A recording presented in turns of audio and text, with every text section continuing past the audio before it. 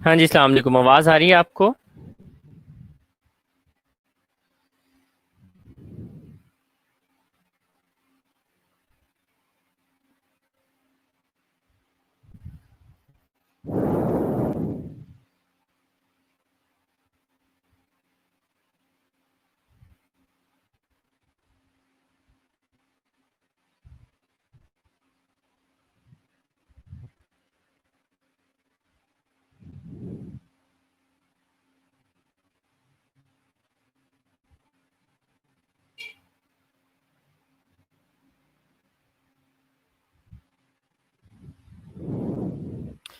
जी, अस्सलाम वालेकुम। आवाज़ आ रही है आपको?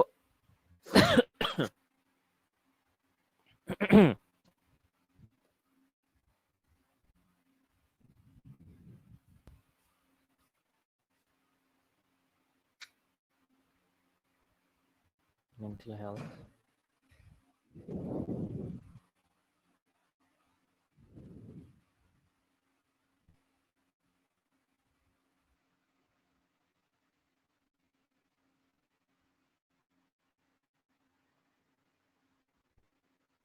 हेलो जी, आवाज़ आ रही है आपको?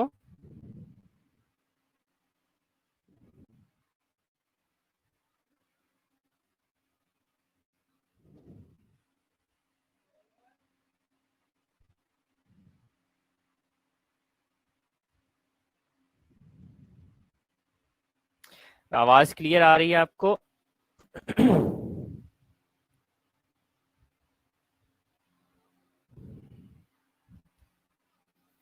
चलें जी, अच्छी बात है। बाकी स्टूडेंट थोड़ी देर में ज्वाइन कर लेते हैं, फिर अटेंडेंस लेते हैं, फिर इंशाल्लाह उसके बाद क्लास जो है ना स्टार्ट करते हैं फॉर्मली।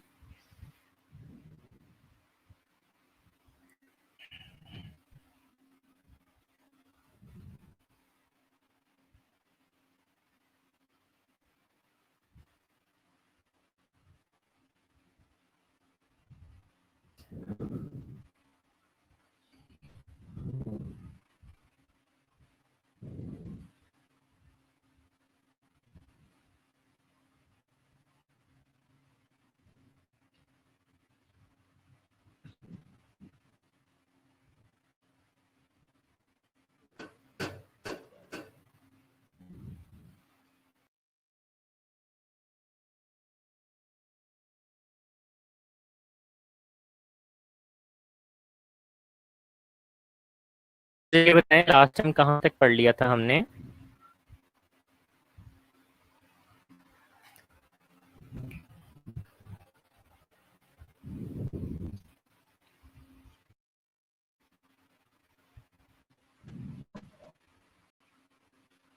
जी, क्या प्रॉब्लम है आयशा? क्या डिस्कस करना है, बताएं।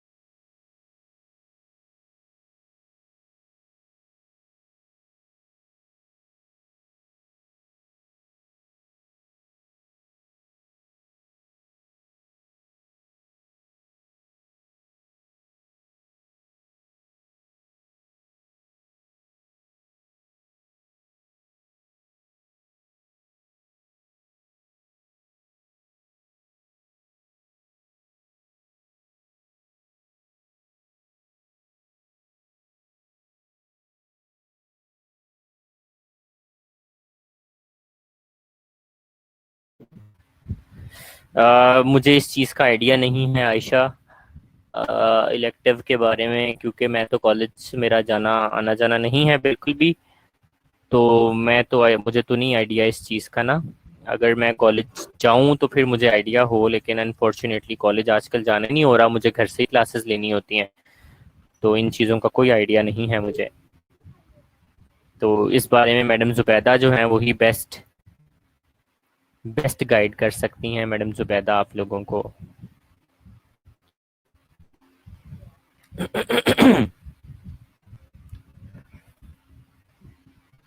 हाँ जी, तो वो मैडम जुबैदा ही गाइड कर सकती हैं आपको। अच्छा जी, मुझे ये बताएं कि हमने लास्ट कहाँ तक पढ़ लिया था, ताकि फिर मैं आगे स्टार्ट करूँ वहाँ से।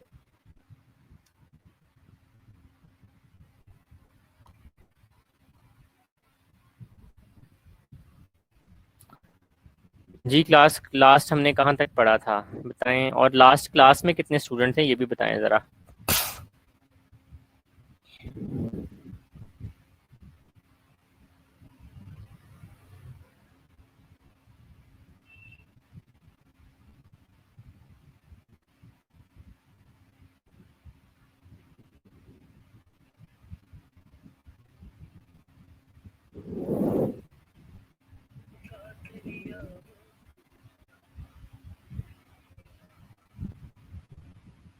28 थे, तो अब 17 है।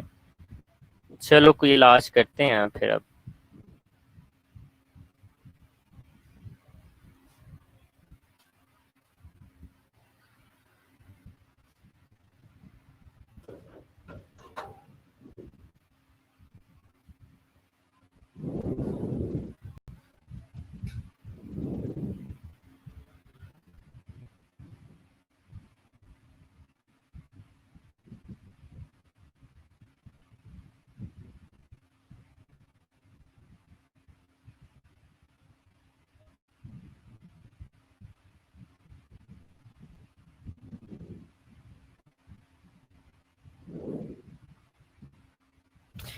हाँ जी, मेरा सवाल ये हो रहा है कि हमने लास्ट कहाँ तक पढ़ा था।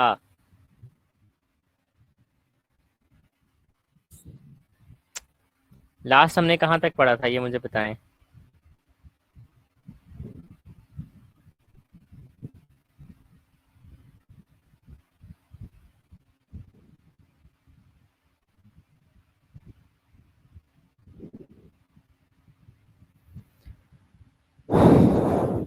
हाँ जी, कहाँ तक पढ़ा था लास्ट टाइम।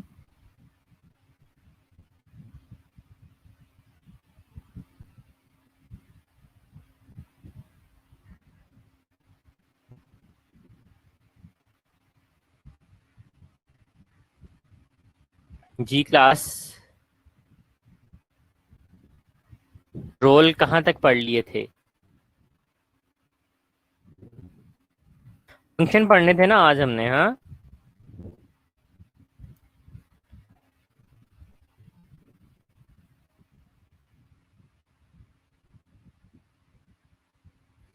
हाँ जी, तो आज से फंक्शंस हमने स्टार्ट करने थे साइकेट्रिक मेंटल हेल्थ नर्स के।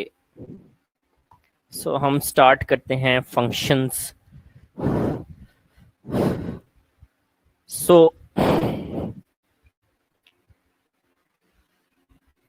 Function of the mental health nurse in various settings पे आ जाते हैं कि बेसिकली अगर हम डिफरेंट मेंटल हेल्थ सेटअप्स की भी डिफरेंट सेटिंग्स होती हैं, लाइक इन पेशेंट वार्ड्स होती हैं, इलेक्ट्रो कन्वल्सिव थेरेपी प्रोवाइड करने वाले रूम्स होते हैं, साइकोथेरेपी प्रोवाइड करने वाले सेंटर्स होते हैं, आउट पेशेंट डिपार्टमेंट्स होते हैं। ठीक है। सो इन वेरियस सेटअप्स के अंदर एक नर्स जो है वो क्या क्या काम कर सकती है, आज हम जरा ये देखेंगे। ठीक हो गया।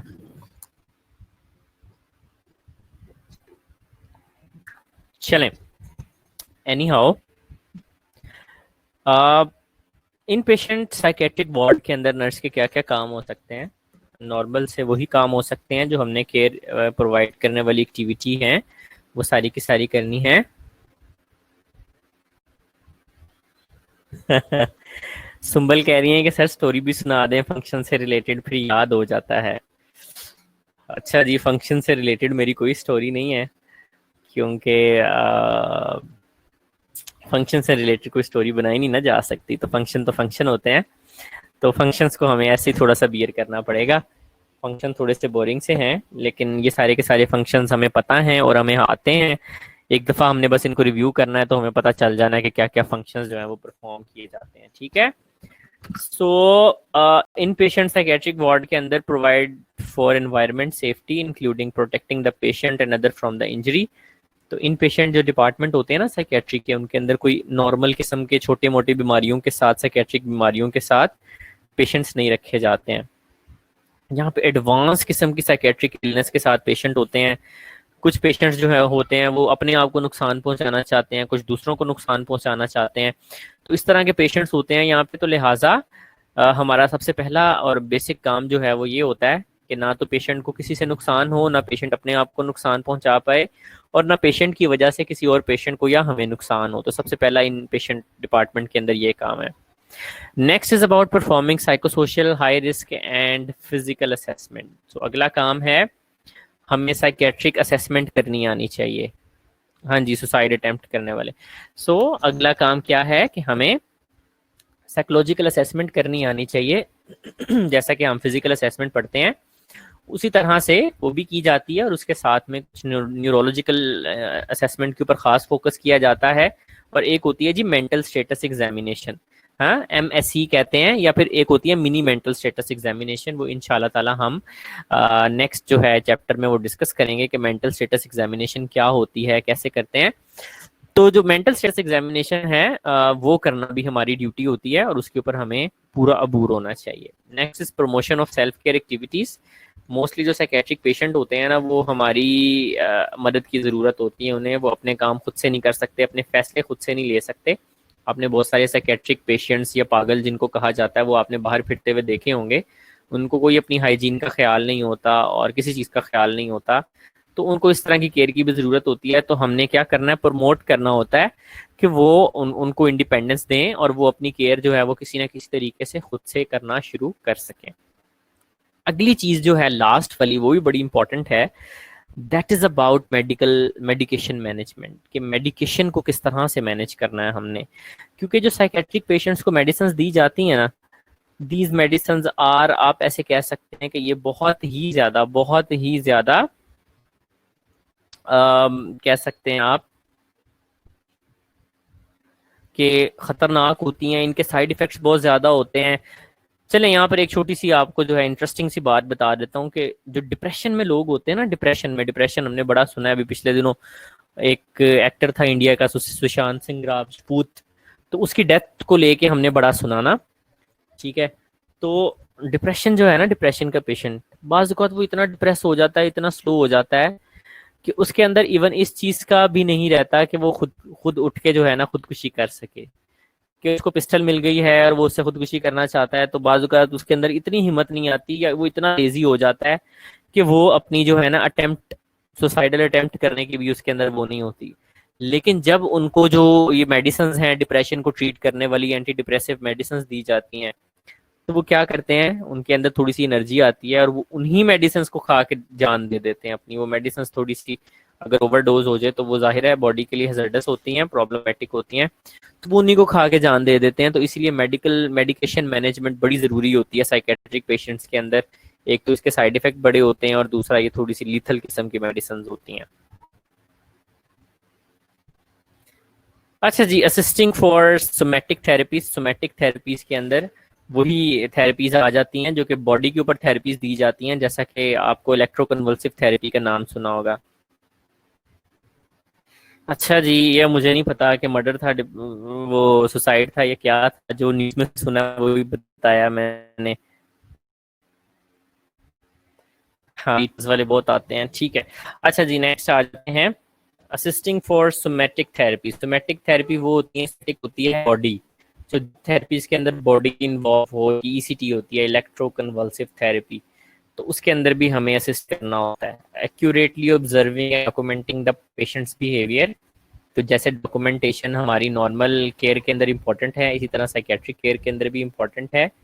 तो हमें डॉक्यूमेंटेशन जो है वो डेफिनेटली लाजमी करनी होती है, ताकि अगर हम एक शिफ्ट ख़त्म करके जा रहे हैं तो दूसरी वाली शिफ्ट के बंदे को पता हो कि ये फलाना पेशेंट जो है, इसका कोई एग्रेसिव इसमें एपिसोड आया था, या मतलब इसके अंदर कोई हेलुसिनेशन का एपिसोड आया था, तो वो पता चल जाए। डॉक्यूमेंटेशन ज़रूरी। जी, आवाज़ कट रही है या आवाज़ आ रही है, मुझे बता दें।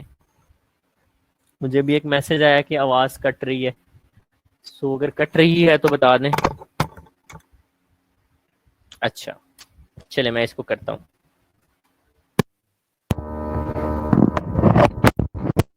अब बताएं, अब आवाज ठीक हुई है कुछ? जी आवाज ठीक हुई?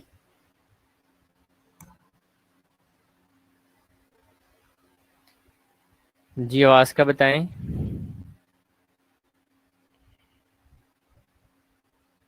चलें, गुड हो गया। सो डॉक्यूमेंट करने के बाद जो नेक्स्ट काम है, providing opportunities for patient to make his or her own decisions to assume responsibility for his life.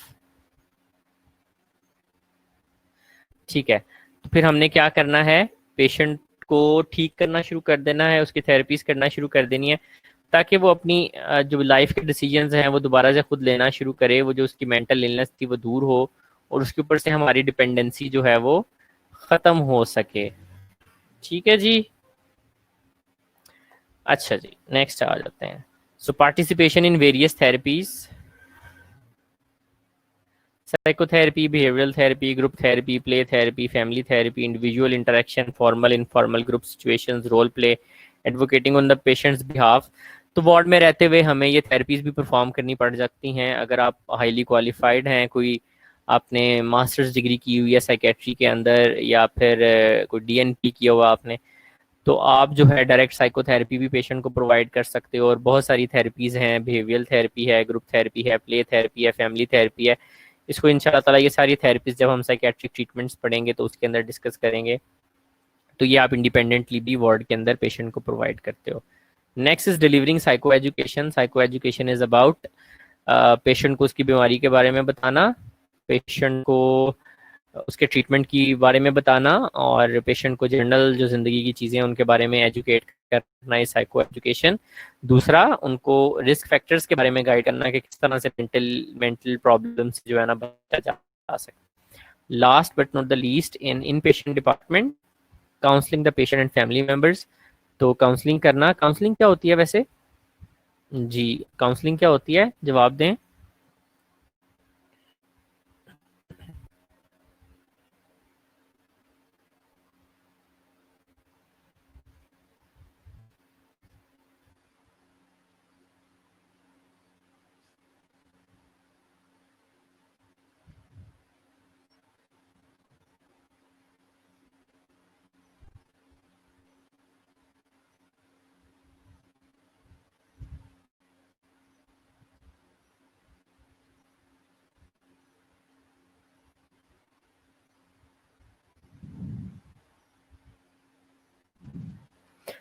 अच्छा जी, फौजिया कहती है माइंड सेट करना किसी का भी किसी के हवाले से। अच्छा जी, जो काउंसलिंग होती है ना, काउंसलिंग इज अबाउट किसी बंदे को गाइड करना, किसी बंदे को बताना।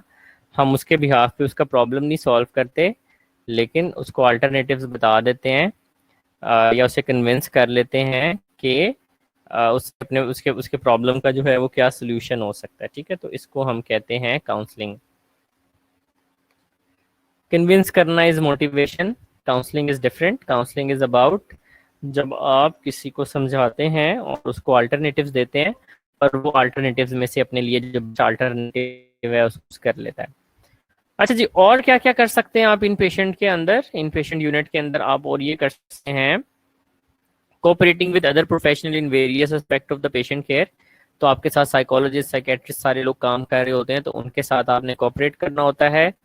और इंटरडिसिप्लिनरी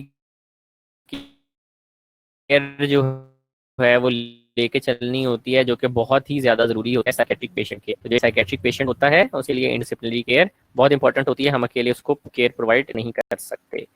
जी, सो नेक्स्ट पॉइंट पे आते हैं। Next point is about teach social skills and stress management strategies. तो पेशेंट मोस्टली जो हमारी बीमारियां हैं या मेंटल इलनेस है, उनका ओरिजिन जो है वो स्ट्रेस में होता है।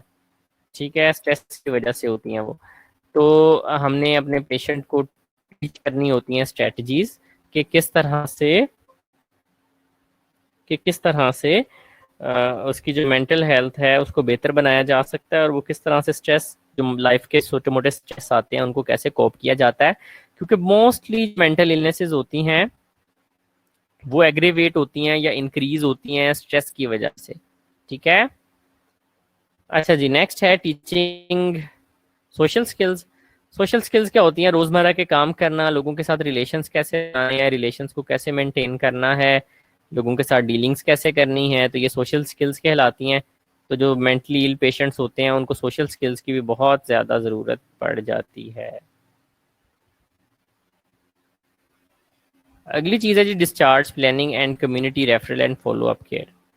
तो साइकेट्रिक पेशेंट जब स्टेबल हो जाता है तो उसको डिस्चार्ज किया जाता है। जी जी बिल्कुल। So discharge planning and community referral and follow up care की जाती है। डिस्चार्ज को बड़ा प्लान करना पड़ता है। जो साइकेट्रिक इल पेशेंट्स होते हैं उनके ऐसे आराम से डिस्चार्ज नहीं दिया जब तक वो इतने नॉर्मल ना हो जाए कि वो कम्युनिटी में जाके इंडिपेंडेंटली फंक्शन कर सकें।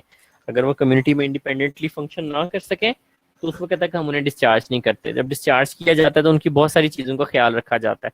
मोस्टली जो ये साइकेट्रिक पेशेंट्स होते हैं इनकी फैमिलीज इन्हें छोड़ चुकी होती हैं, तो ये कमाएंगे कहाँ से? कम्युनिटी में जाके अगर दोबारा से इनको, हाँ तो जाके बताएंगे कम्युनिटी में जाके इंटीग्रेट कैसे होंगे। ये ना हो कम्युनिटी में जाएं अगेन से वो स्ट्रेसेस लें और दोबारा उसी प्रॉब्लम के साथ दोबारा वो एंटर हो जाएं आपके पास। तो उनको किसी के पास कम्युनिटी में भी रेफर किया जाता है, उनको वोकेशनल वो भी दी जाती है, अप्रोच भी दी जाती है। हाँ, सो लिहाजा इसलिए जब कम्युनिटी में उनको भेजना होता है तो बहुत एक डिस्चार्ज प्लानिंग जो है वो प्रॉपरली करनी होती है आपने। नेक्स्ट आ जाते हैं जी आपके supervise the work of subordinate. तो हमारे साथ हमारे असिस्टेंट के तौर पे बहुत सारी दुनिया काम कर रही होती है, तो उनके जो सब हमारे सबऑर्डिनेट है उनको भी सुपरवाइज करना, पेशेंट की केयर में कोई प्रॉब्लम ना हो इस चीज़ के लिए। अगली चीज़ है वार्ड की क्लीनिनेस। तो वो तो डेफिनेटली हर जगह पे ही हमारा एक फंक्शन होता है। अगला जो यूनिट आ जाता है जहाँ पे हम काम करते हैं, पहला इन पेशेंट वार्ड थी साइकेट्री की। दूसरा यूनिट है जी साइकेट्रिक आउट पेशेंट डिपार्टमेंट, जो ओपीडी जिसे आप कहते हैं। सो परफॉर्मिंग क्लिनिकल असेसमेंट, वही मेंटल स्टेटस एग्जामिनेशन परफॉर्म करना इन पेशेंट्स के अंदर। Assisting for psychometric assessment. Psychometric assessment क्या होती है? साइकोमेट्रिक का क्या मतलब होता है? जब किसी भी चीज़ के साथ मीट्रिक आ जाए तो उसको मैयर करना। सो साइकोमेट्रिक्स, माइंड को मैयर करना। माइंड को मैयर कैसे किया जाता है? आप लोगों ने कई दफ़ा फेसबुक पे देखे होंगे कि एकदम से एक सवाल आ जाता है जी अपनी पर्सनैलिटी के बारे में जानिए और अपना आईक्यू जानिए। तो ये सारे के सारे जो है ना साइकोमेट्रिक असेसमेंट्स होती हैं, बड़े बड़े क्वेश्चनर्स बने होते हैं और उनको उसके बारे में पेशेंट को असेस किया जाता है, पूछा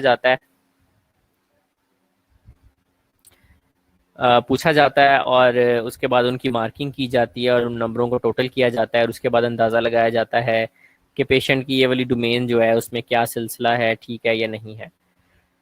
अच्छा जी, असिस्टिंग और प्रोवाइडिंग साइकोथेरेपी। तो या तो आप असिस्ट कर रहे होते हैं साइकोथेरेपी में या फिर जो है फिर हम, अगर हमारे पास कोई एडवांस डिग्री है, हम एक्सपर्ट हैं, तो साइको थेरेपी खुद से भी प्रोवाइड करते हैं पेशेंट को। Counselling the patient and family members. Counselling out जैसा कि इंडोर में की जाती है उस तरह से आउटडोर के अंदर भी साइकोथेरेपी की जाती है। Conducting group therapy. Group therapy एक तरह की साइकोथेरेपी होती है जिसमें एक ही प्रॉब्लम के साथ जो लोग होते हैं उनको इकट्ठा बिठाया जाता है और उनको बिठा के जो उनकी ना साइकोथेरेपी या फिर उनकी काउंसलिंग वगैरह जो है ग्रुप की सूरत में की जाती है। जैसा कि ग्रुप की एग्जांपल, अगर कोई लोग अल्कोहल से एडिक्ट हैं या किसी भी नशे से एडिक्ट हैं तो उनको इकट्ठा बिठा दिया जाता है, वो एक दूसरे के साथ अपने एक्सपीरियंसेस शेयर करते हैं और उनसे वो बेहतर फील करते हैं। Next is delivering psycho education. तो साइको एजुकेशन के बारे में पहले भी बात हो चुकी है। प्रिवेंटिव साइड ऑफ साइकेट्री के बारे में बताना होता है। अगली जो सेटिंग पर आपको मेंटल हेल्थ के अंदर काम करने का मौका है उसका नाम है जी ईसीटी ट्रीटमेंट सेटिंग। ईसीटी क्या होता है? पहले भी मैंने बताया है। क्या होता है ईसीटी, बताएं।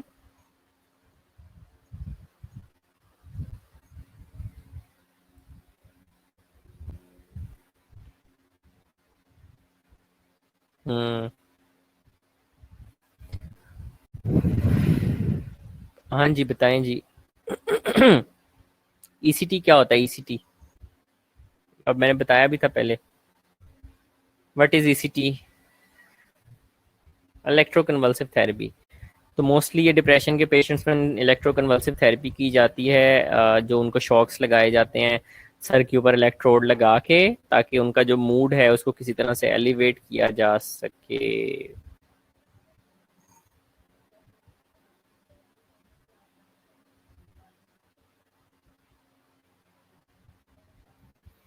ठीक है जी। तो ईसीटी सेटिंग के अंदर, ईसीटी को हम जब डिप्रेशन पढ़ेंगे तो बड़ी डिटेल के अंदर डिस्कस करेंगे। तो वैसे आपने ईसीटी जो इलेक्ट्रोकन्वल्सिव थेरेपी है, उसमें किस तरह से आपने जो है ना केयर प्रोवाइड करनी है, हम एक ब्रीफ सा ओवरव्यू देखते हैं यहाँ पे। Teaching the patient prior to ECT. तो ईसीटी एक बड़ा कॉम्प्लेक्स प्रोसीजर होता है। उससे पहले पेशेंट को टीच किया जाता है, बताया जाता है, तैयार किया जाता है। Preparing the patient for ECG. ECT patient के हेड से शेव करनी पड़ सकती है, और अगर किसी ने अंगूठियाँ वगैरह इस तरह की चीज़ें पहनी हुई हैं वो उतरवानी पड़ सकती हैं। तो पेशेंट को ईसीटी के लिए प्रिपेयर करना भी हमारा काम है। साइमा कहती हैं 8 सेकंड के लिए, तो इट्स नॉट नेसेसरीली 8 सेकंड, और भी मतलब इसके डिफरेंट क्राइटेरियाज हैं, वो हम डिस्कस करेंगे। Providing care during the procedure. तो प्रोसीजर के दरमियान में भी केयर की ज़रूरत होती है, कुछ इंजेक्शन लगाने पड़ सकते हैं उसे, उसको काम करने के लिए, and all that. And assisting with post treatment. तो उसके बाद में ट्रीटमेंट प्रोवाइड करना पड़ सकता है। पेशेंट को बर्न हो सकता है, पेशेंट अनकॉन्शियस हो सकता है, तो उसको केयर प्रोवाइड करनी होती है। Next is providing reassurance to reduce anxiety. Patient को रीअश्योरेंस देना ताकि उसकी एंग्जाइटी कम हो सके before and after the procedure. Delivering psycho education regarding ECT. ECT के बारे में बताना कि नेक्स्ट सेशन कब लगेगा, कैसे काम करती है, क्या फ़ायदा होगा, कैसे फ़ायदा होगा, तो ये सारा कुछ बताना भी साइको एजुकेशन रिगार्डिंग ईसीटी पे आ जाता है। जी बिल्कुल जी, पेशेंट को एनपीयू किया जाता है, बिल्कुल किया जाता है। अदरवाइज ये खतरा होता है कि कहीं उसका गैस्ट्रिक कंटेंट्स जो है ना वो बाहर ना आ जाए। उसका ब्लैडर भी एम्प्टी करवाया जाता है। वो सारी तैयारियां की जाती हैं, ये सारी तैयारियां की जाती हैं, सारी तैयारियां की जाती हैं जो कि आप कह सकते हैं कि प्री ऑपरेटिवली की जाती हैं, बल्कि उससे भी कुछ ज़्यादा चीज़ें होती हैं ईसीटी के लिए। तो ईसीटी जब डिप्रेशन पढ़ेंगे उसके ट्रीटमेंट के अंदर हम डिटेल में डिस्कस करेंगे। अगली जगह जहां पर हम काम कर सकते हैं वो कौन सी होती है? पहली हमने इंडोर यूनिट देखा, दूसरा आउटडोर यूनिट देखा, तीसरा हमने ईसीटी सेंटर देखे, और चौथे नंबर पे आ जाते हैं साइकोथेरेपी यूनिट्स।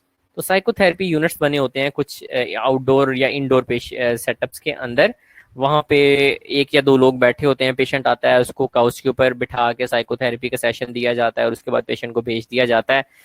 तो या तो आप असिस्ट कर सकते हैं साइकोथेरेपी के सेशन को, या फिर अगर आप एडवांस्ड आपने एजुकेशन हासिल की हुई है साइकेट्री के अंदर, तो आप क्या कर सकते हैं, आप खुद भी साइकोथेरेपी वगैरह जो है वो पेशेंट को एडमिनिस्टर कर सकते हैं या फिर दे सकते हैं। चलें, डोर्मिकम भी लगाते हैं जी, बिल्कुल लगाते हैं, सेडेट करना होता है पेशेंट को। अच्छा जी, नेक्स्ट आ जाता है साइकोथेरेपी यूनिट के अंदर क्या करना है। Who possess a master degree in psychiatry and are certified specialist में कंडक्ट इंडिविजुअल और ग्रुप साइकोथेरेपी। तो वो ग्रुप और ग्रुप साइकोथेरेपी कर सकते हैं। कहाँ पे बारिश हो रही है? मेरे पास नहीं हो रही बारिश। हाँ जी, कहाँ हो रही है बारिश? बारिश नहीं हो रही मेरे पास तो। अच्छा जी, next is establishing a therapeutic relationship with the patient. तो साइकोथेरेपी करने के लिए बहुत ज़रूरी होता है कि हम अपने पेशेंट के साथ जो है ना एक थेराप्यूटिक रिलेशनशिप डेवलप करें। और थेराप्यूटिक रिलेशनशिप डेवलप करना आसान काम नहीं है। थेराप्यूटिक रिलेशनशिप डेवलप करने के लिए एक पूरा चैप्टर है हमारा, इंशाल्लाह ताला जो बाद में हम पढ़ेंगे वो थेराप्यूटिक रिलेशनशिप के बारे में एक पूरा चैप्टर पढ़ेंगे। उसके अंदर हम अंडरस्टैंड करेंगे कि थेराप्यूटिक रिलेशनशिप क्या होता है। Providing an opportunity for the patient to release tension as problems are discussed. तो पेशेंट को डिस्कस करने देना प्रॉब्लम्स को, और पेशेंट की नीड्स के ऊपर फोकस करना, और उसको उसकी बातें सुन के और उसकी प्रॉब्लम्स को सॉल्व करके उसको वापस भेजना। Assisting the patient in getting inside about the problem. तो पेशेंट की अपनी प्रॉब्लम वो हमसे डिस्कस करता है, और हम उसको आहिस्ता आहिस्ता आहिस्ता आहिस्ता उसके प्रॉब्लम के अंदर लेके जाते हैं ताकि वो उस प्रॉब्लम को अच्छे तरीके से समझ सके। Providing opportunity to practice new skills. New skills सिखाई जाती हैं। कहा जाता है कि अगर आपने एक बुरी हैबिट को छोड़ना है, उसकी जगह पे लाजमी तौर पे एक नई हैबिट को अडॉप्ट करना होता है, अदरवाइज वो बुरी हैबिट दोबारा से वापस आ जाती है। ठीक है, तो ये इस तरह की चीज़ यहाँ पे स्किल्स सिखाई जाती हैं। Reinforcing appropriate behaviour as it occurs. तो अगर कोई पॉजिटिव काम करता है पेशेंट, तो उसको री इन्फोर्स करना, शाबाश देना, और उसको तरीके बताना कि किस तरह से वो उसको मेंटेन रख सकता है। Providing consistent emotional support. और अब पेशेंट के साथ एम्पैथी शो करना और इमोशनल सपोर्ट प्रोवाइड करना। अच्छा जी, नेक्स्ट जगह जहां पर आपको काम करने का साइकेट्रिक मेंटल हेल्थ सेटअप्स के अंदर मौका मिल सकता है वो है जी डे केयर सेंटर्स और डे हॉस्पिटल्स। क्या हो सकते हैं ये day care centres and day hospitals, कोई बताएगा मुझे? जी, तो क्या होते हैं डे केयर सेंटर्स या डे हॉस्पिटल्स? एक तो डे केयर सेंटर्स वो होते हैं जहाँ पे लोग जॉब पे जाते हैं तो वो अपने बच्चों को छोड़ के जाते हैं वहाँ पे।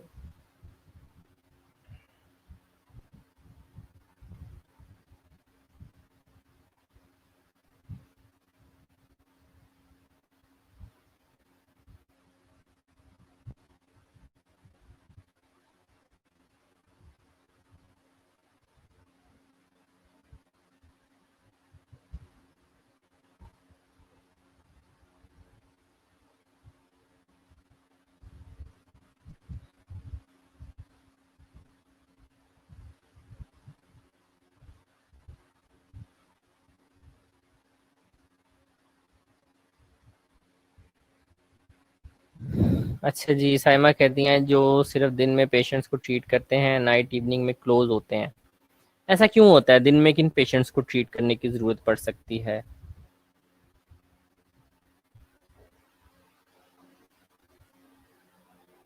जी, दिन में किन पेशेंट्स को ट्रीट करने की जरूरत पड़ सकती है जी क्लास?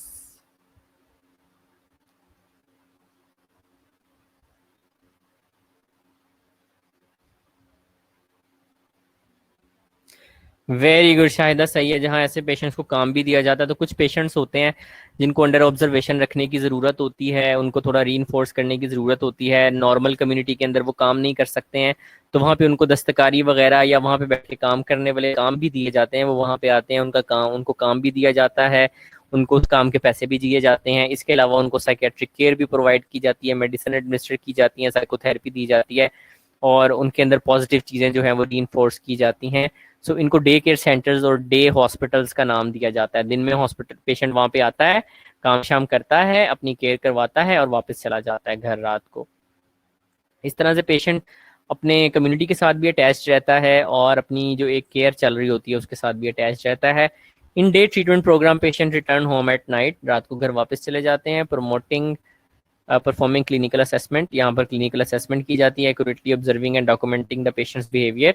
यहाँ को पेशेंट को ऑब्जर्व किया जाता है और उनको उनको ऑब्जर्व किया जाता है, उनके बिहेवियर्स को डॉक्यूमेंट किया जाता है और ट्रीटमेंट मेडिकल मैनेजमेंट दी जाती है, ट्रीटमेंट दिया जाता है जैसे कि मैंने आपको बताया था।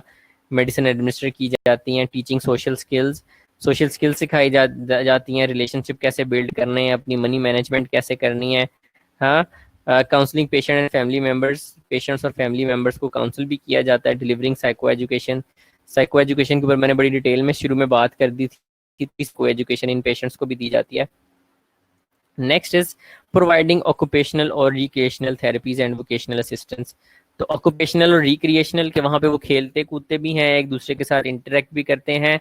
और लास्ट में वोकेशनल असिस्टेंस का मतलब कि उनको काम करने के लिए भी दिया जाता है ताकि वो अपने लिए कुछ कमा सकें। नेक्स्ट यूनिट जिनमें काम करने का मौका मिल सकता है जी वो है जी चाइल्ड साइकेट्रिक वार्ड्स। तो बहुत से बच्चे होते हैं जिनके अंदर साइकेट्रिक डिसऑर्डर्स जो हैं वो आइडेंटिफाई होते हैं। जैसे कि कुछ बच्चे बहुत ज़्यादा ज़िद्दी होते हैं, कुछ बच्चों को लर्निंग में प्रॉब्लम्स आ रही होती हैं, बोलना नहीं सीख पा रहे होते हैं, कुछ बच्चे जो हैं वो बहुत ज़्यादा चुप रहने लग जाते हैं। तो इन चीज़ों को ट्रीट करने के लिए चाइल्ड साइकेट्रिक वार्ड्स बनाई जाती हैं। Assessing for biological and psychosocial needs of the child, तो वही उसकी असेसमेंट करना मेंटल हेल्थ के हवाले से उस बच्चे की। And determining the child strengths and abilities and develop care plan to maintain and enhance capabilities. तो उस बच्चे की प्रॉब्लम्स को उसको क्या करना है, आइडेंटिफाई करना है और उनको एड्रेस करना है और बच्चे की कैपेबिलिटीज को बढ़ाना, ये उन साइकेट्रिक यूनिट्स का काम होता है। Monitor the child's development level, initiate support interventions such as speech, language, occupational skills as needed। तो अगर आपने कभी पीडियाट्रिक्स पढ़ी हो तो आपको पता होगा कि बच्चों के कुछ माइलस्टोन्स होते हैं। पता है माइलस्टोन्स क्या होते हैं? जी, माइलस्टोन्स क्या होते हैं, किसी को पता हो?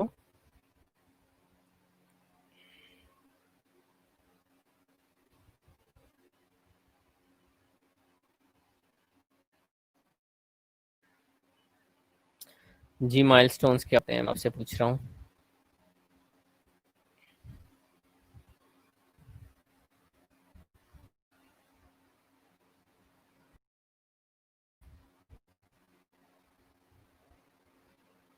हाँ जी, डेवलपमेंटल माइलस्टोन्स होते हैं, लाइक बच्चे को बोलना, इस एज पे बोलना शुरू कर देना चाहिए, इस एज पे चलना शुरू कर देना चाहिए, इस एज पे जो है इसको ये करना शुरू कर देना चाहिए।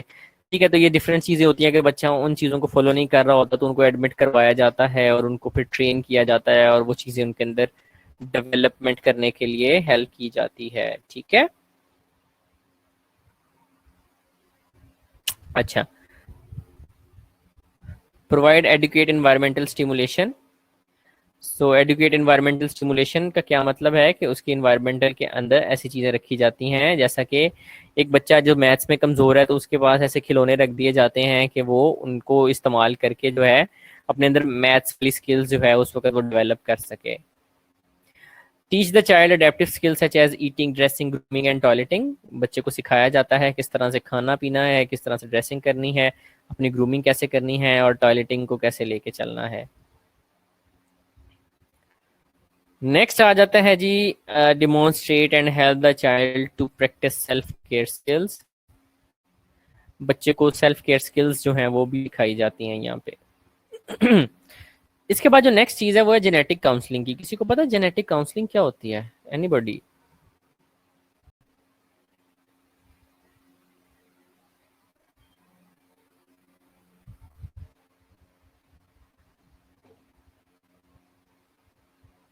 जायरा? जी, जेनेटिक काउंसलिंग क्या होती है जी?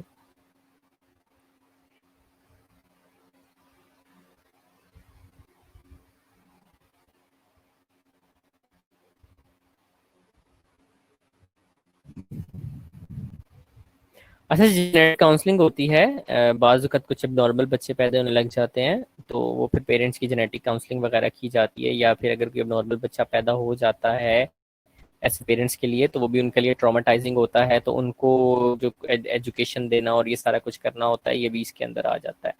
सो डिलीवरिंग साइको एजुकेशन, अगर कोई ऐसा बच्चा हो गया किसी के यहाँ या फिर होने वाला है या फिर दे आर नॉट कंपेटेबल तो उनको फिर ये साइको एजुकेशन इसके बारे में देनी पड़ सकती है। बिल्कुल मारिया तुफैल जैसा कि डाउन सिंड्रोम।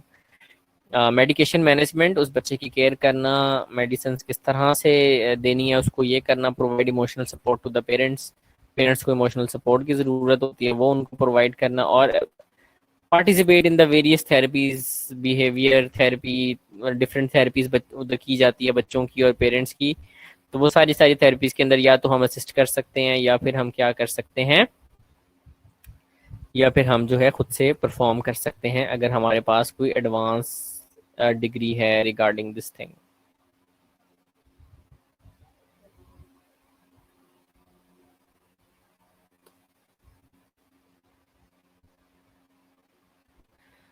अच्छा जी, चले मैं ज़रा आपकी अटेंडेंस मार्क कर लूँ अब। मुझे 2 मिनट दें ज़रा। आप उतनी देर ये होम सेटिंग को पढ़ें, थोड़ा सा ये जो नज़र आ रहा है ना इसको पढ़ें और एक्सप्लेन करने की कोशिश करें। मैं ज़रा अटेंडेंस मार्क कर लूँ भाई।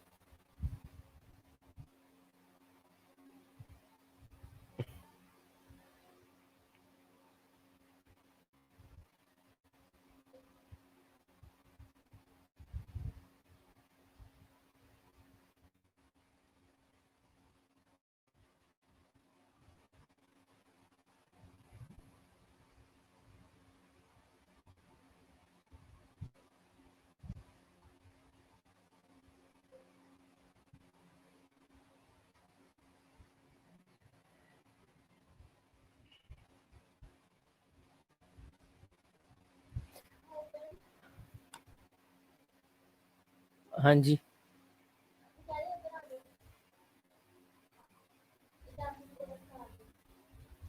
अच्छा,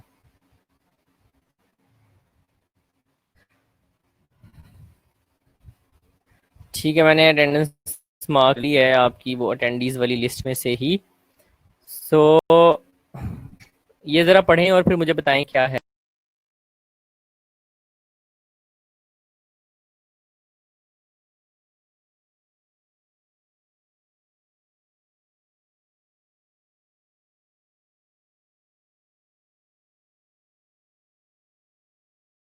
ठीक है जी। होम सेटिंग्स के अंदर भी होम केयर भी प्रोवाइड करनी पड़ सकती है साइकेट्रिक पेशेंट्स को, उसमें हमने असेसमेंट करनी होती है वही मेंटल स्टेटस एग्जामिनेशन को इस्तेमाल करके।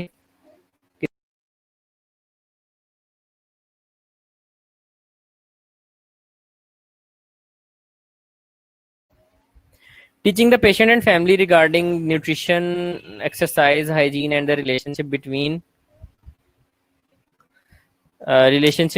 family regarding nutrition, exercise, hygiene, and relationship between physical, emotional health।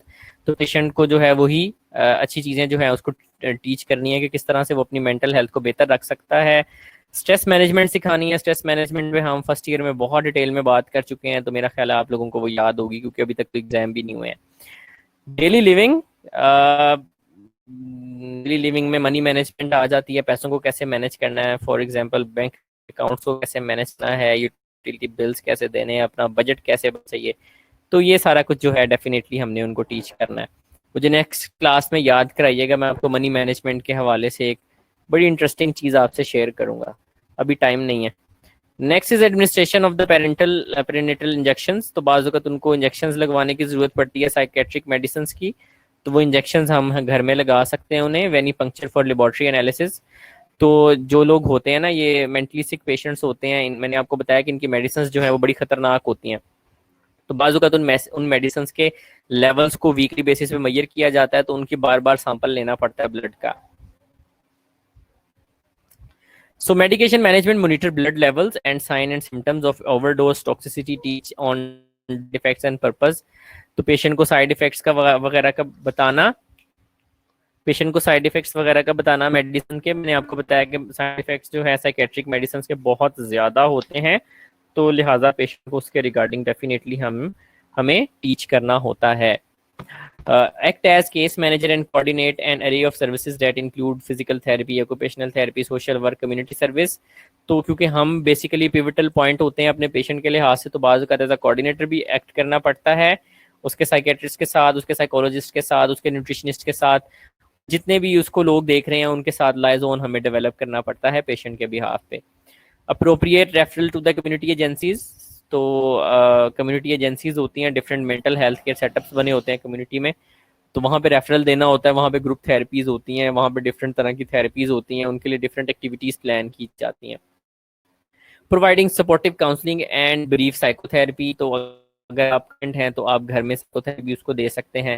Promotion of mental health and prevention of the mental illness के बारे में पेशेंट को और उसकी फैमिली को गाइड किया जाता है। अच्छा जी, आज की क्लास यहाँ तक ही, ठीक है, यहाँ तक की। कल इंशाल्लाह जो हमारी नेक्स्ट क्लास होगी उसमें एक क्लास में तो होगा टेस्ट, हाँ, एक क्लास में तो टेस्ट होगा, दूसरी क्लास में इंशाल्लाह हम ये वाला चैप्टर जो है इसको हम फिनिश कर देंगे।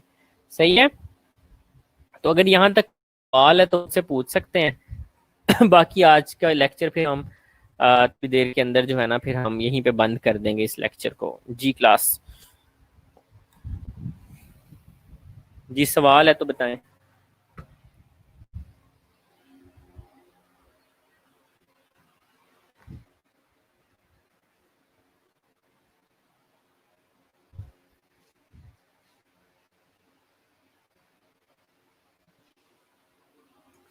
जी कुछ सवाल है तो बता दें।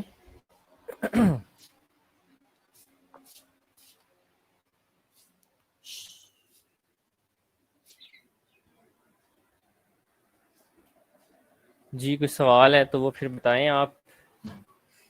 हाँ जी, हाँ जी, परसों ही क्लास है हमारी, कल नहीं है, परसों ही क्लास है। और परसों की क्लास में ही एक क्लास में आधे घंटे का टेस्ट हो जाएगा, बाकी 1.5 घंटे की फिर आप लोगों की क्लास हो जाएगी। आपको ऑनलाइन ज्वाइन तो करना पड़ेगा क्लास में होंगे तो ही टेस्ट दे सकेंगे आप। साथ में आपने स्लैम्स को ओपन कर लेना और वहाँ पे टेस्ट दे देना, इस तरह से चलेगा।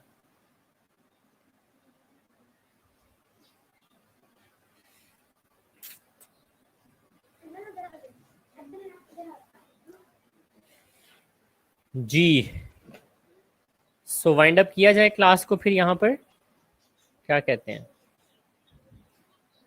क्लास को वाइंड अप किया जाए।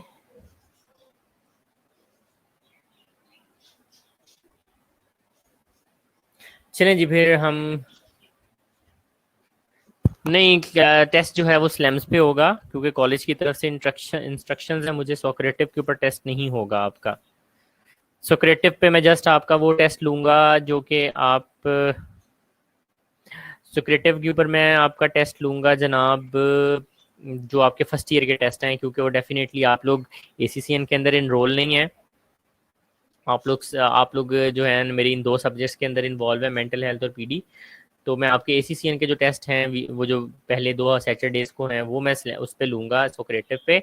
बाकी जो आपका स्लैम्स है वो स्लैम्स की प्रॉब्लम आप सॉल्व करवाएं as soon as possible, otherwise आप टेस्ट नहीं दे सकेंगे, क्योंकि मैं वो टेस्ट सेट कर चुका हूँ स्लैम्स के ऊपर। आप में से कई स्टूडेंट्स ने देखा भी होगा कि वो टेस्ट की बकायदा डेट आ रही है कि इस डेट को वो टेस्ट ओपन हो जाएगा। तो सॉल्व कराएं अपनी प्रॉब्लम, अदरवाइज आप टेस्ट नहीं दे सकेंगे स्लैम्स पे, ये मैं आपको बता दूं।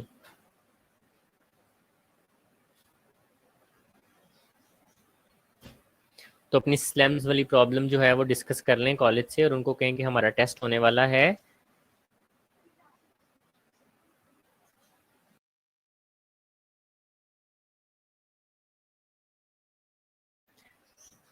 ठीक है जी, चलें यहाँ पर ही हम फिर बाय बाय करते हैं जी। और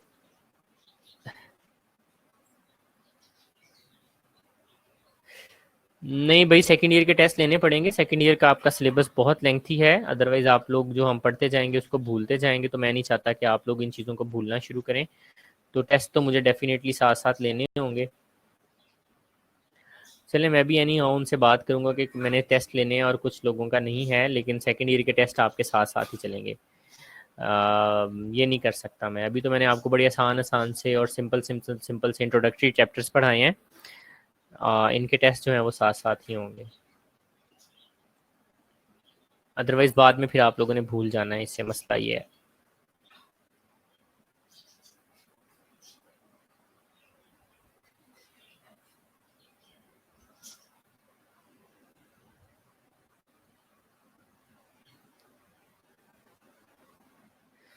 चलें जी, take care of yourself and Allah हाफिज़। यहाँ पर हम क्लास को एंड करते हैं। नेक्स्ट क्लास में इंशाल्लाह ताला यहीं से कंटिन्यू करेंगे, इस चैप्टर को ख़त्म करेंगे और नेक्स्ट स्टार्ट करेंगे। Take care of yourself, Allah हाफिज़।